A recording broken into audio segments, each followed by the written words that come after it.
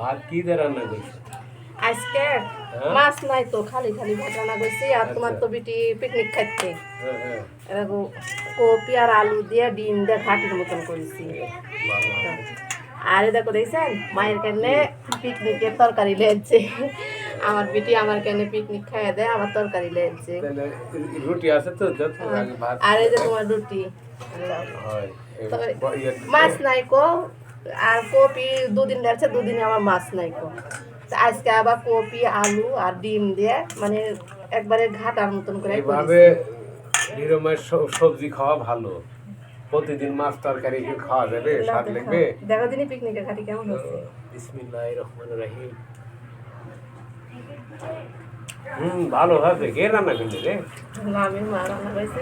বাহ, মায়ের উপর তোমার দাও। খাওয়া দাওয়া আছে মাও?